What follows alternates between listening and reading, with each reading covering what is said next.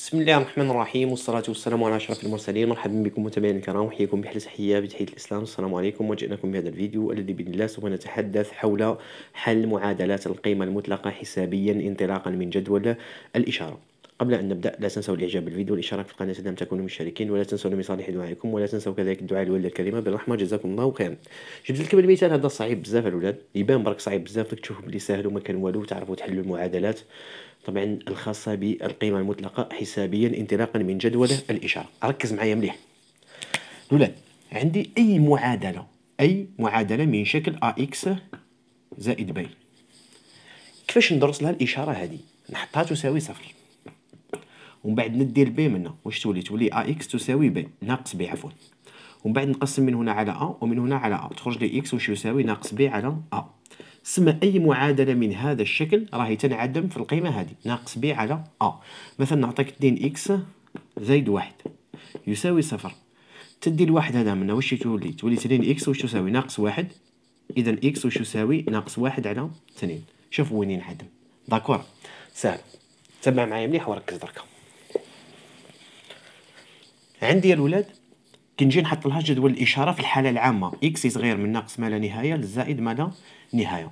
هنا عندي إكس زائد ب ينعدم في ناقص ب على ها وين ينعدم. كي ينعدم نهبط ونحط صفر باللي نفيق هنا، نفيق باللي راهو ينعدم. قبل ما ينعدم عكس إشارة عكس إشارة بعد ما ينعدم نفس إشارة هاي نبداو بأسهل مثال اللي هو إكس بعد إكس صغير من ناقص ما لا نهاية زائد ما لا نهاية. إكس ينعدم في الصفر قبل ما ينعدم عكس إشارة هنا في الأصل أي واحد إكس، يعني واحد عبارة عن عدد موجب، العكس تاعو هي سالب موجب. طبعا خلاص من ناقص ما لا نهاية الصفر الإكس تاعنا راهو سالب، من الصفر زائد ما لا نهاية راهو موجب. النهاية زعما نصعبو شوية، مثلا إكس ناقص زوج يساوي صفر. وين ينعدم هذا؟ ادي الزوج هذه من واش تولي زايد زوج، ثم ينعدم لما اكس يساوي اثنان. طبعا اكس يتغير من ناقص ما لا نهايه لزايد ما لا نهايه. داكور ينعدم في الاثنان. قبل ما ينعدم تاعنا واش به موجب، ثم سالب موجب. طبعا هنا اكس ناقص زوج. هز اي عدد من المجال من ناقص ما لا من ناقص ما لا نهايه زوج وحطه هنا تلقى العدد هذا سالب. مفهوم الولاد؟ طبعا الامر في غايه البساطه. هاي نزيدو نصعبو نوعا ما. عندي 2 إكس زائد 3 يساوي صفر. الأولاد هز 3 ديها منها واش تولي ناقص 3، تولي 2 إكس واش تساوي ناقص 3. داكور ومنه إكس واش يساوي ناقص 3 على 2، ينعدم في الناقص 3 على 2. تبع معايا مليح. إكس يتغير من ناقص ما لا نهاية لزايد ما لا نهاية. طبعا عندي هنا 2 إكس زائد 3 تنعدم في ناقص 3 على 2. قبل ما تنعدم عكس إشارة تاعنا زوج موجب، ثم العكس تاعو سالب موجب. داكور الولاد مفهومه؟ هيا روحوا معايا درك الجدول هذا. شوفوا لكن قاعدين تلاحظوا في حاجه في الجدول هذا، شوفوا معايا مليح. عندي القيمه المطلقه لاكس ناقص واحد، وعندي القيمه المطلقه لاكس زائد 3، وعندي القيمه المطلقه لاكس. عندي اكس ساعي يتغير من ناقص ما لا نهايه لزايد ما لا نهايه. نبدا عندي القيمه المطلقه لاكس. شوفوا حطيت اكس وحطيت القيمه المطلقه لاكس. مفهوم؟ على حطيت اكس قلنا وين ينعدم؟ في الصفر. قبل ما ينعدم عكس إشارة بعد ما ينعدم نفس إشارة شتو. كي نروح للقيمة المطلقة الإكس تاعنا هنا واش بيه؟ سالب، والقيمة المطلقة تعطيني قيمة موجبة، ثم هنا نحط ناقص. راك معايا ولاد؟ نحط ناقص إكس. مفهومة؟ لأن إكس سالب كي نضربو في الناقص واش يولي موجب، لأن القيمة المطلقة ديما تمدي قيمة موجبة. هنا ثاني نحط ناقص إكس، هنا نحط إكس وهنا نحط إكس. زيد نروح لإكس ناقص واحد. الإكس ناقص واحد تاعي هذا نحطو يساوي صفر. وين ينعدم؟ ينعدم في الواحد. تبع معايا مليح. إكس صغير من ناقص ما لا نهاية زايد ما لا ينعدم في الواحد. إكس ناقص واحد. تبع معايا مليح. ينعدم في الواحد، قبل ما ينعدم ناقص، بعد ما ينعدم زايد. شوف معايا مليح، هذا وين ينعدم؟ ينعدم في الواحد. قبل ما ينعدم ركز معايا مليح، قبل ما ينعدم ناقص ناقص ناقص، قبل ما ينعدم بعد ما ينعدم زايد. داكور الولاد؟ طبعا هنايا إكس ناقص واحد في المجال من حتى لهنا واش بيه؟ راهو سالب، لازم نضربو في الناقص، لازم هنا نحط ناقص إكس ناقص واحد ناقص إكس ناقص واحد ناقص إكس ناقص واحد، وهنايا نحط إكس ناقص واحد عادي. مفهوم الولاد؟ علاه حطيت هنا ناقص إكس؟ لأنه سالب الولاد، لازم نضربو في الناقص باش يولي موجب، لأن القيمة المطلقة تعطيني قيمة موجبة. مفهوم ولا لا؟ هذه قيمه مطلقه لازم تعطيني قيمه موجبه. كنت حتى اكس ناقص واحد وحده او سالب هو كفايه. القيمه المطلقه تساوي عدد سالب، ما تدخلش في الراس. لازمني نضربوا ساعه في الناقص. شوفوا نضرب هنا في الناقص، هنا سالب وهنا سالب وهنا سالب، نضربوا في الناقص، في الناقص هنا، في الناقص هنا، في الناقص هنا. فهم. نجي مثلا اكس زائد 3 تنعدم في الناقص 3. قبل ما تنعدم سالبه، بعد ما تنعدم موجبه موجبه موجبه. مفهوم ولا لا؟ ومن بعد كي نجي هنا قيمه مطلقه اكس زائد 3 واش بيه؟ هنا راهو سالب، تسمى لازم نهزو ناقص، لازم نضربو في الناقص تولي ناقص اكس زائد 3. وهنا نهز اكس زائد 3 اكس زائد 3 اكس زائد 3. دركا كي نجي نحل المعادله تاعي هذه، نبدا بالمجال هذا ومن بعد نروح من هذا، نبدا من المجال من ناقص ما لا نهايه 3، نعوض القيم. ها ما عندي كامل، فهمه؟ ما عندي كامل. طبعا هنايا الاولاد عندي القيم كامله الاولاد، فهمه؟ عندي القيم كامل. تسمى نهز من ناقص ما لا نهايه حتى لناقص 3، ومن بعد من ناقص 3 للصفر، ومن بعد من الصفر للواحد، ومن بعد من الواحد زايد ما لا نهايه، ومن بعد نستنتج الحلول. ركزوا معايا مليح كيفاش راح نعوض دركا الاولاد. الامر راه ساهل خلاص ومش حاجه صعيبه. تبع معايا مليح. نبدا الاولاد لما اكس ينتمي الى المجال من ناقص ما لا نهايه ناقص 3، من ناقص ما لا نهايه ناقص 3. داكور الاولاد؟ خلاص شوف معايا مليح. هذا واش بيه؟ نبدا بهذا اكس ناقص 1. نجي هنايا اكس ناقص 1 راهو سالب، تسمى نهز لقيمته. هاي القيمه اللي نهزها، نهز ناقص اكس ناقص 1. ومن بعد عندي ناقص 2. هذا اكس زايد 3. وين هو اكس زايد 3؟ هاو اكس زايد 3 واش بيه؟ راهو سالب، تسمى نهز القيمه الموجبه تاعو. هاي هذا هو راهو سالب، كي نضربو في الناقص واش يولي موجب. تسمى راه نهز الولاد. تسمى هنايا واش راح نهز؟ راح شوف راح نهز ناقص اكس زايد 3 هكذا. داكور الولاد؟ القيمه هذه لازم نهزها هكا الولاد انايا، مفهوم؟ ومن بعد نزيد نروح زايد 2 في القيمه المطلقه لاكس. القيمه المطلقه لاكس، اكس عندنا واش بيه في المجال هذا؟ راهو سالب، تسمى لازم نهز ناقص اكس في ناقص اكس يساوي صفر. داكور ولا؟ تسمى هنا تعويض فقط، ولازمكم تركزوا الولاد، يعني مش حاجه صعيبه. فهم؟ دخل هنا الناقص تولي ناقص اكس زايد 1، ومن بعد ناقص وناقص تولي زايد، تولي 2، تولي ناقص 2. هنا كي شوفوا الولاد هذه الناقص تروح مع الناقص، هذه تولي زائد 2 في اكس زايد 3، وهنايا زائد 2 في ناقص اكس تعطيني ناقص 2 اكس تساوي صفر.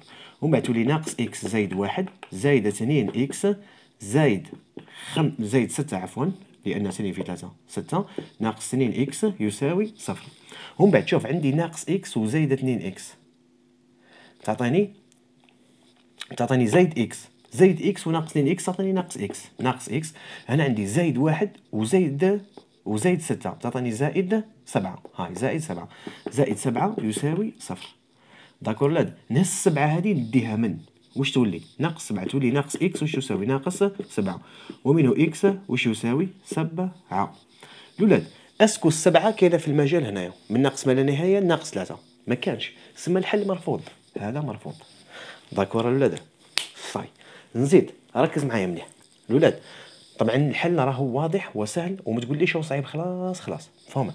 زيد نروح الولاد دركا. تهنيت من المجال هذا ما فيهش حلول، المجال الاول ما فيهش حلول، فهم. نروح للمجال الثاني من ناقص 3 لصفر. من ناقص 3 طبعا اكس ينتمي الى المجال من ناقص 3 لصفر. من ناقص 3 لصفر الولاد نبدا القيمه المطلقه لاكس ناقص 1. هاي نهز هذه طول الولاد، نهز هذه، فهم؟ نهز هذه تولي ناقص اكس زايد عفوا ناقص 1. ومن بعد ناقص 2 اكس زايد 3.